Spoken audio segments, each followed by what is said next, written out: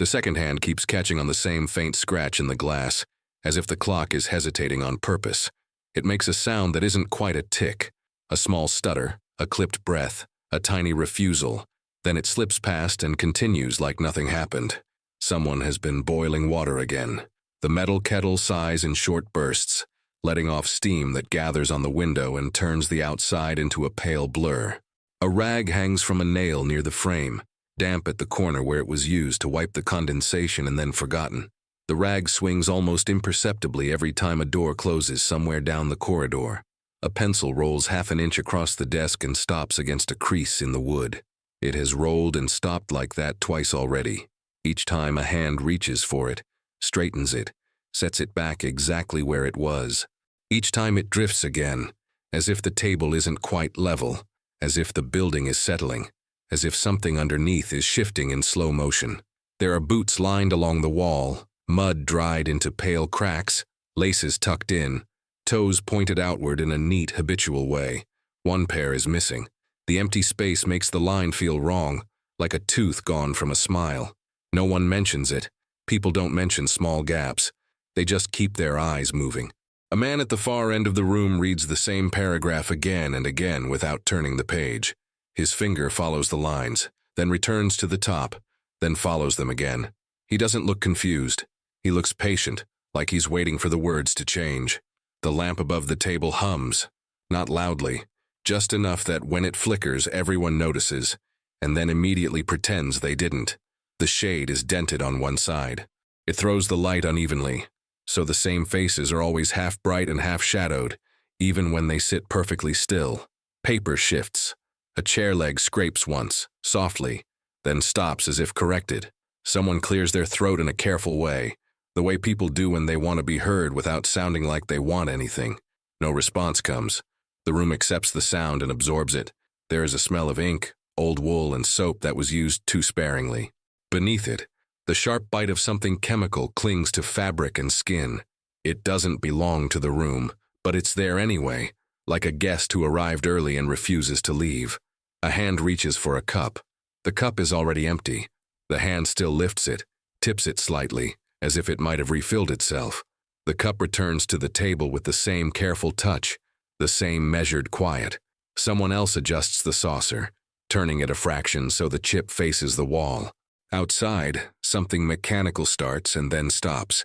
A brief grinding sound, a pause, then nothing. The silence that follows isn't clean. It feels held back, as if there's more noise behind it pressing forward. A folded message sits under a paperweight.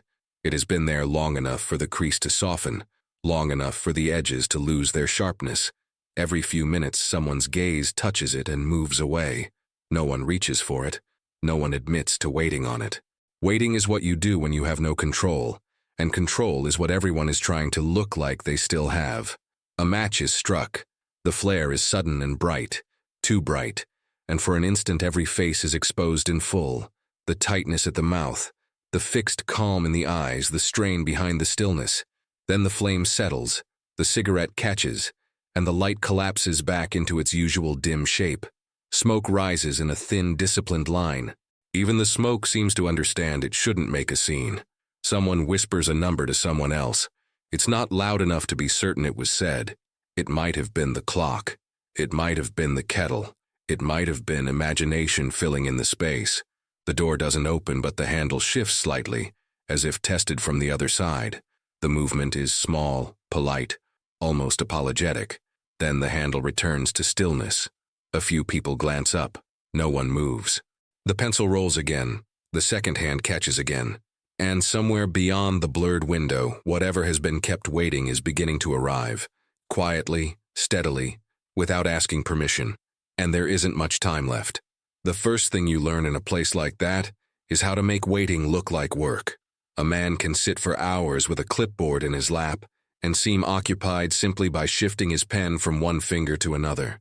He can stand with his hands behind his back and appear to be guarding something, when really he's just guarding himself from the urge to pace. Even the way someone leans into a doorway can be made to look intentional, as if the angle of a shoulder against painted wood is part of a plan. The corridor outside the room is brighter than the room itself. Whitewashed walls, A strip of bare bulbs that never quite stop buzzing. The air there is colder, as if the building has decided warmth is a luxury it can't afford. Boots pass in both directions at irregular intervals. Sometimes a pair of men walk with purpose, faces forward, mouths shut. Sometimes one man walks alone with no urgency at all, moving like he has nowhere else to be, which is its own kind of urgency. No one speaks at full volume. Voices stay low and controlled, the way they do around sick beds or around sleeping children, or around something dangerous that must not be startled. When laughter happens, rare, brief, it sounds like a mistake that gets corrected immediately. Somewhere deeper in the structure, a typewriter taps out messages in bursts, then goes quiet, then starts again. The pattern never settles into anything predictable. A radio crackles behind a closed door. A voice tries to come through, distorted, then fades as if pulled away by distance or weather. Someone knocks twice on a wall, a signal or a habit, and someone else knocks back once. Outside, beyond the corridor and the window and the thick skin of the building, the day continues to act as if it's ordinary. That is what makes it worse. The light has a thin, watery quality, the kind that comes through cloud cover and turns everything the color of old paper. The yard is busy in a restrained way. Men moving crates, men checking straps, men counting and recounting the same supplies. A truck engine idles for too long, then is shut off, then started again as if someone can't decide whether leaving is safer than staying. On a bench near the entry, a soldier sits with his helmet on his knees and a letter half written on a folded sheet. He keeps staring at the blank space where the next sentence should go. Each time he brings the pencil down, something stops him. Not fear, exactly. Not doubt. More like the sense that whatever he writes will become true simply by being written. A runner comes through the yard at a controlled jog and hands a paper to a man who doesn't look surprised to receive it. The man reads it quickly, folds it, tucks it into his coat. No announcement follows. No bell. No whistle. The runner turns and jogs back the way he came, as if nothing has changed.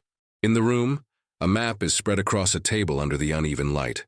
Corners are held down by cups, by a small tin of tobacco, by a compass in a scuffed case.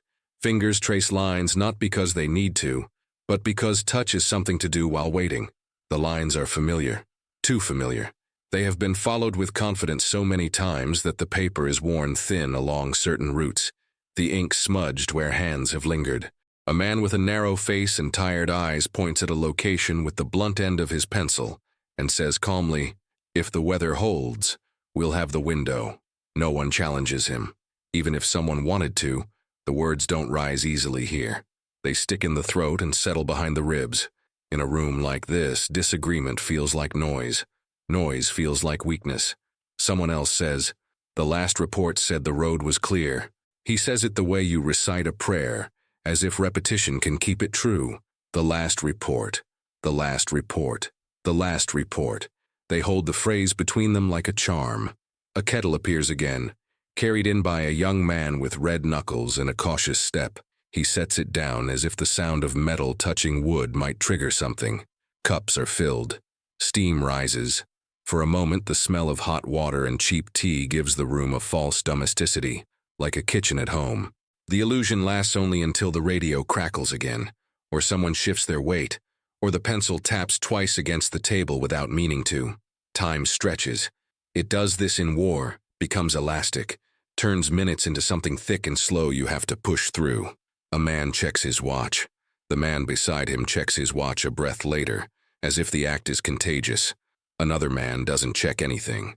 He simply stares at the door as though he can will it to open by force of attention alone. There are small irregularities, subtle enough that no one can point to them without feeling foolish. A delay in a scheduled delivery. Not hours, just long enough that a remark is made. They're running behind. A message that arrives with a different stamp than usual. Someone notices, frowns, then sets it aside. Technician passes through the corridor with a coil of cable over his shoulder, muttering about interference, about a connection that keeps dropping. He says, "Probably the weather," in the same tone a person might use to explain a headache. No one asks what kind of weather does that. No one asks what else it might be. In the yard, a dog starts barking at nothing visible and won't stop until it's called away. When it finally quiets, The silence feels wrong for a few seconds, like the air has been scraped clean. One of the older men at the table rubs his thumb over a seam in the map paper until the fibers begin to lift. He doesn't realize he's doing it. His gaze remains steady. His voice remains even. Only his thumb betrays him, worrying the same edge again and again like a person touching a bruise. Plenty of time, someone says. It might be a reassurance. It might be an order. It might be both. They talk about ordinary things because ordinary things are safer to say out loud. Someone mentions a meal they had 2 days ago, as if the memory can be used like a blanket. Someone jokes quietly about a man who always misplaces his gloves. Someone complains about the stove not drawing properly, about smoke getting into the hall. The complaint is real, mundane, almost comforting, proof that small problems still exist, that the world hasn't narrowed to one single threat. But the body knows before the mind does. The body hears what the mind pretends is not there. A distant thud, not close enough to identify, not loud enough to demand explanation. Just a low, heavy sound that could be a door slamming somewhere, or a crate dropping in the yard, or something else entirely. Nobody moves. A few eyes flicker upward. Then the conversation continues. The clock stutters again. The second hand catches and slips. The same paragraph is read again. And behind every gesture, every cup lifted, every pencil straightened, every quiet joke, there is the feeling of a door slowly swinging inward, even though no one has touched the handle. The first sign is a pause where there should have been an answer. The radio crackles. A voice begins to form, then dissolves into static. Fingers turn a dial slightly to the left, then back again, careful not to overshoot the familiar position. The sound returns for half a sentence, just enough to suggest meaning, before fading out completely. The operator waits, headset pressed tighter to his ear, as if pressure alone might pull the words back. After a few seconds, he lowers his hand and says evenly, "Signal's weak." No one asks from where. A message arrives later than expected, not late enough to justify concern, only late enough to register. The paper is thinner than usual, the ink slightly blurred, as if it traveled farther or faster than it was meant to. The man who reads it nods once and passes it along. Someone notices the time written in the corner doesn't match the clock on the wall, but they assume the clock is wrong. The clock has been unreliable all day. In the yard, a group assigned to move equipment stands idle longer than planned. The straps are ready, the crates aligned, but the order to proceed doesn't come. A junior officer checks his notes, then checks them again. He doesn't like to interrupt. He tells himself the delay is intentional. Delays often are. A truck that was supposed to leave remains parked with its engine off. The driver sits on the step, smoking, staring at nothing in particular. When someone asks why he hasn't gone yet, he shrugs and says, "Was told to wait." He doesn't say who told him. No one asks. Inside, the map has gained new marks. Not lines, just small symbols added in pencil, light enough to erase if needed. They sit there quietly, unremarkable on their own, but together they change the balance of the page. The man who added them rubs his hand over the paper afterward, as if smoothing wrinkles, as if erasing the feeling that the map now looks different. A young clerk enters with a stack of forms and hesitates at the threshold. He feels it before he understands it. That slight resistance in the room, like stepping into water colder than expected. He clears his throat, announces the paperwork, and sets it down. No one looks at it right away. The clerk waits a beat too long, then leaves, relieved to be moving again. Someone remarks that the weather has shifted. The clouds have thickened. The light outside has gone flatter, draining contrast from everything. It's said casually, observationally, the way people comment on the wind. Another voice replies, "Forecast didn't mention anything serious." The statement hangs there, unchallenged, as if forecasts are contracts the sky must honor. The typewriter stops mid-sentence and doesn't resume. The woman at the desk stares at the carriage, fingers hovering over the keys. She listens. Nothing. After a moment, she pulls the paper free and sets it aside, unfinished. She tells herself she'll return to it shortly. A man enters the room with his coat buttoned wrong. One button too high, one too low. It's a small thing, easily fixed, but he doesn't notice. He delivers his report in the same calm tone as always, using the same phrases.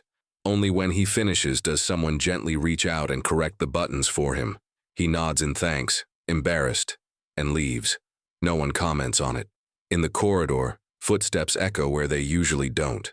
The acoustics feel altered, as if doors have been closed or opened somewhere else without notice. A lamp flickers twice and steadies. Someone makes a note to have it checked later. Later is a flexible word. The radio comes back briefly. A different voice this time. The cadence is unfamiliar. The message is short, clipped, and ends abruptly without the usual sign-off. The operator repeats it aloud to make sure he heard correctly. The repetition sounds stranger than the original. A man says, "Probably a relay issue." Another says, "They'll correct it." No one writes it down. In the yard, the dog is restless again, pulling at its leash, ears pricked toward the far end of the fence. The handler scolds it gently and shortens the lead. The dog whines once and settles, though its eyes remain fixed on something unseen. A minor argument breaks out over supplies, whether there are enough, whether more should be requested.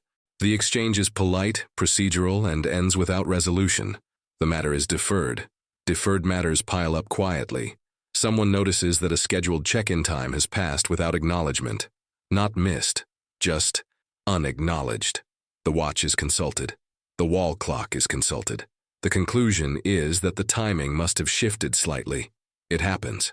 A man laughs softly at a remark that wasn't meant to be funny. The sound startles him as much as anyone else. He coughs and looks away. The pencil no longer rolls. It sits perfectly still, balanced at last. The lack of movement feels more unsettling than the movement ever did. Outside, the light dims another degree. The horizon loses definition. Distance becomes harder to judge. Inside, conversations continue. Reports are filed. Tea is poured. Chairs scrape. Pens scratch paper. Everything functions. Everything proceeds. And with each small irregularity accepted, with each quiet explanation, the space for stopping what is coming grows thinner, though no one can yet say exactly why. Time begins to behave differently, not faster exactly, but with less patience. The watches still move, the clocks still tick, but the space between moments feels tighter, as if something unseen is gently pressing the walls inward. A request is drafted and redrafted without being sent. The wording matters too much now. Too cautious sounds uncertain. Too firm sounds alarmist. The paper ends up folded and set aside, its creases sharp, waiting for a confidence that never quite arrives. The radio operator adjusts his headset again, though the signal hasn't changed. His fingers linger on the controls longer than necessary. He knows every setting by muscle memory, yet he keeps checking, just in case. Static breathes in and out of the speaker like a chest rising and falling somewhere far away. A man steps halfway toward the door, stops, then turns back. He straightens a stack of papers that didn't need straightening. He tells himself he was never actually going to leave the room. He tells himself he was only stretching his legs. Someone says, "We still have time," but the sentence lacks its earlier ease. It lands heavier, as if it needs to convince the speaker as much as anyone else. No one agrees out loud. No one disagrees. The map is consulted again, not studied. Consulted like an oracle that has already given its answer but might be persuaded to change its mind if asked politely enough. Fingers hover over a point, then retreat. The pencil taps once, accidentally. The sound is sharp in the quiet. The tapping does not repeat. In the corridor, a runner appears, hesitates, then passes by without entering. His pace is brisk but controlled. The message he carries is not for this room. Or perhaps it is, and the decision has been made somewhere else quietly to delay it a little longer. A door opens down the hall. Voices rise briefly, then fall. Someone laughs too loudly, then corrects it. The door closes. The echo lingers longer than expected. Outside, the light has thinned to something metallic. Shadows no longer point clearly in any direction. The air feels charged, though nothing has happened to justify the feeling. A flag lifts and drops without committing to either stillness or motion. A technician returns, frowning at a length of cable. He says the interference persists. He says it's likely temporary. He says he'll keep monitoring it. His presence reassures no one, but it gives the impression that something is being done, and that seems important. A conversation starts about whether to send a confirmation request. Just a confirmation, not an alert, not a change. Simply asking if everything is proceeding as expected. The phrasing is debated carefully, as if words themselves might trigger consequences. In the end, the decision is postponed. Sending nothing feels safer than sending the wrong thing. A watch alarm goes off, soft, easily silenced. The man wearing it turns it off quickly, embarrassed. The alarm was set long ago, for a check that no longer applies. He hadn't bothered to change it. No one comments, but several people glance at the clock afterward, as if reminded of something they've been trying not to count. The radio clears suddenly. A voice comes through cleanly, confidently, delivering a routine update. The familiarity of the tone loosens shoulders around the room. Someone exhales. Someone smiles faintly. The update ends. The channel goes quiet again. The silence that follows feels heavier than before, as if it has learned something. A document is stamped. The sound is dull and final, though the document itself is minor, administrative, easily overlooked. The stamp leaves its mark anyway, pressing ink into paper with a certainty that feels out of proportion to its importance. A man adjusts his coat and checks the alignment of his collar in a darkened window pane. His reflection looks older there, less defined. He straightens anyway. Appearances still matter. They always do, right up until they don't. Another delay is noted. Explained. Accepted. The dog in the yard lies down, chin on its paws, eyes open. It no longer pulls at the leash. It no longer barks. It simply watches. Inside, a decision hovers just below the surface of conversation. Everyone feels its presence, like a word on the tip of the tongue. It would not take much, a sentence, a raised voice, an insistence, to bring it into the open. The possibility exists. It is real. But possibilities require energy, and energy is being conserved. Someone reaches for the folded message beneath the paperweight, then withdraws their hand. The paperweight stays where it is. The message remains folded. The clock stutters again. The second hand hesitates, then moves on. Whatever window remains is still technically open. No rule has been broken. No line has been crossed. Yet the sense persists that the glass is already sliding shut, millimeter by millimeter, quietly enough that no one can say exactly when it began. And in that narrowing space, action is still possible, just not for much longer. It happens without ceremony, without anyone standing up or clearing their throat. A clerk removes a document from a stack, notices a missing signature, and hesitates. The hesitation lasts only a second. He knows who should sign it. He also knows that person is occupied, that interrupting now would create questions, delays, attention. The clerk writes a small note in the margin instead, and places the document back where it was meant to go. The paper slides into place with a soft sound, almost polite. The stack looks complete again. No one sees this as a decision.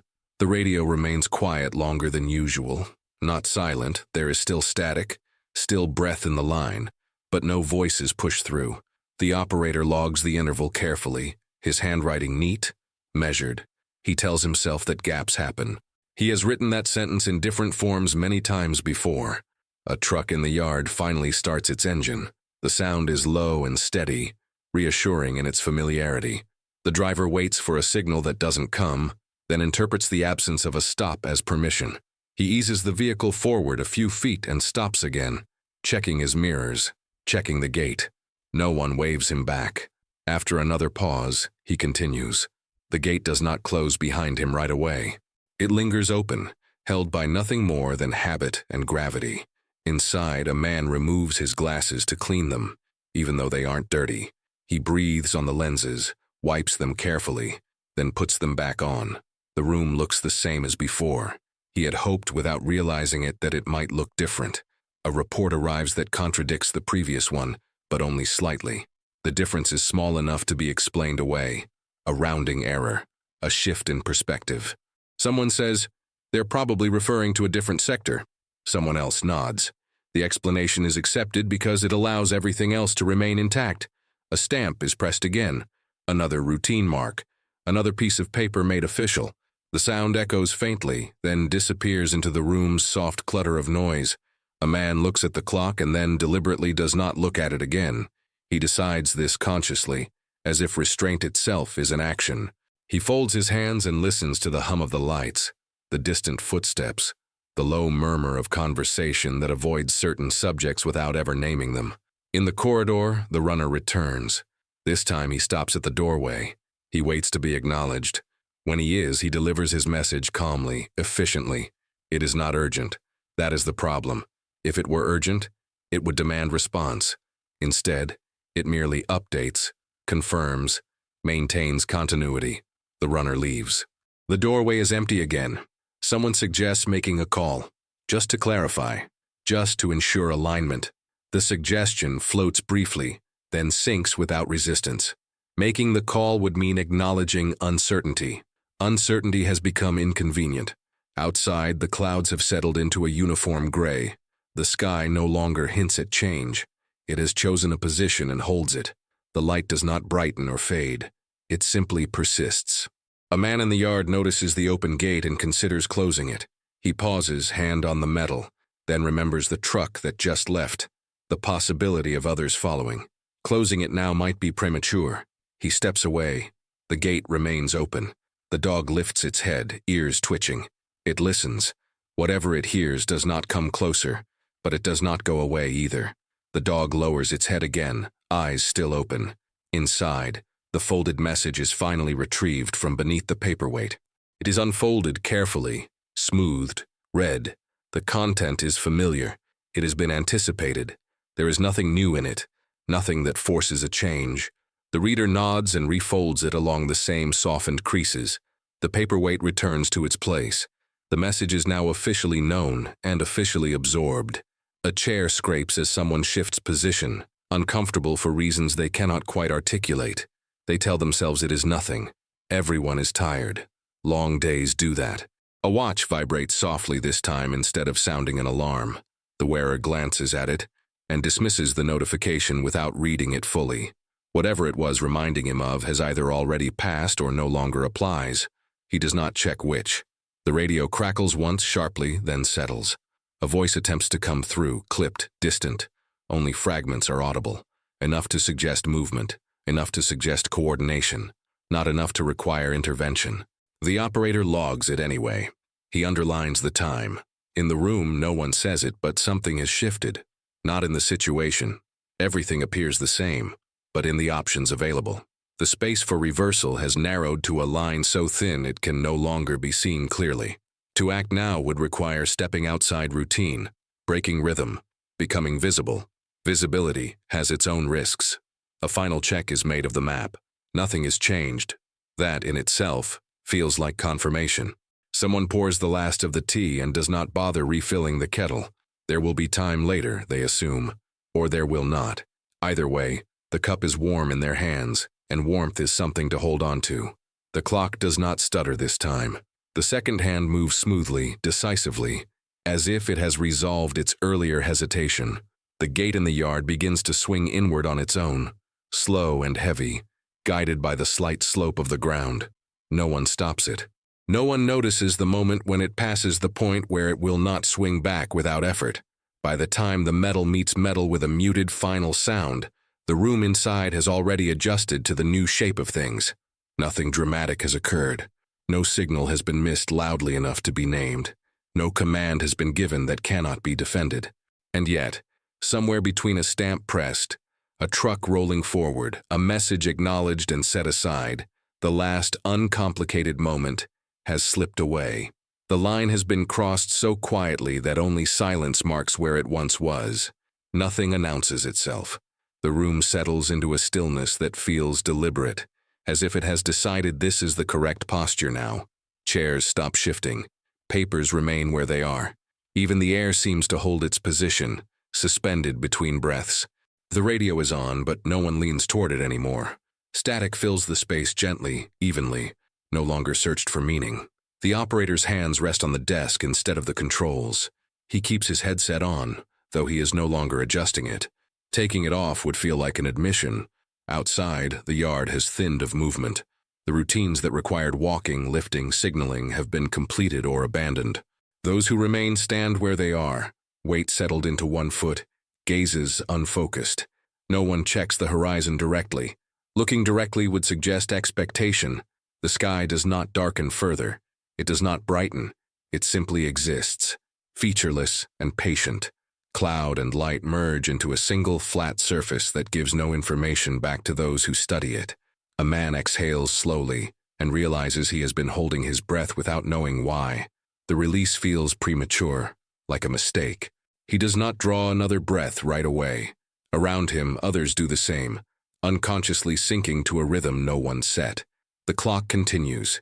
Each second arrives cleanly now, without hesitation. The earlier stutter is gone. The sound is steady, confident, almost reassuring. It suggests that whatever uncertainty existed has resolved itself. A door opens somewhere deep in the building and closes again. The sound is distant, softened by walls. It does not belong to anyone in the room. It does not require response. The map remains spread across the table, untouched. Its lines and symbols sit quietly, complete. There is nothing left to add without making a statement. Leaving it as it is feels safer, like preserving evidence of order. Someone notices the absence of small things, the kettle no longer steaming, the dog no longer moving, the runner no longer passing through. Absence registers more strongly now than presence ever did. Still, no one fills it. The folded message stays folded. The paperwork remains stamped. The logs remain written. Everything that needed to look finished does. A vibration runs briefly through the structure, so faint it could be imagined. A settling of beams, a distant movement carried through ground and steel. No one reacts. Reacting would require certainty. In the yard, the closed gate rests against its latch. It does not rattle. It does not reopen. The metal is still warm from the sun that no longer reaches it. Inside, a man removes his watch and sets it on the table face up. The gesture is small, unnecessary. Time does not stop because it is no longer being worn. Still, the watch lies there, ticking softly, separate from its owner. The radio crackles once more. Not a voice, just a sharp pulse like a breath taken too close to the microphone. The sound fades. No one reaches for the dial. Silence expands, not empty but full, layered with everything that has not been said, not been questioned, not been stopped. No one speaks, no one moves, and the final interval stretches on, balanced perfectly at the edge, holding the world in place just long enough for everything to be irreversible. Silence thickens until it has weight. It presses against the ears, not as absence but as accumulation. Every sound that has already passed stacked carefully on top of the next. The hum of the lights, the breath in the radio line, the faint tick of the watch on the table. None of them disappear. They simply stop progressing. A man shifts his jaw and feels the ache there, a dull reminder that time has been moving even if nothing else has. He resists the urge to swallow. The act feels too loud now. Outside, nothing moves, not forward, not back. The yard holds its shape like a photograph that has been exposed but not developed. Boots remain planted, hands remain still, eyes remain open, unfocused, trained on middle distances that offer no detail. The sky lowers without darkening. Cloud and air become indistinguishable, erasing depth, flattening perspective. There is no horizon anymore, just a ceiling that has decided to come closer. Inside, the radio emits a faint tonal shift, almost imperceptible. The operator notices it but does not reach out. His hands stay where they are. He has learned, without being taught, that some moments are ruined by touch. Paper edge lifts slightly in a current no one feels. It settles back down. Someone blinks and is surprised by the moisture in their eyes. There is no emotion attached to it. The body is simply responding to something the mind refuses to name. The watch continues to tick on the table. Each second lands with identical force, identical distance. Time is no longer stretching or compressing. It has found its final shape. A breath is taken somewhere in the room. It is shallow, careful, as if borrowed. Then another. No one looks at the door. No one looks at the radio. No one looks at the clock. Nothing arrives. Nothing is announced. Everything that could still be changed remains unchanged, perfectly, irrevocably intact. And in that suspended space just before consequence takes form, the world holds its breath with them, waiting for the instant that has not yet happened.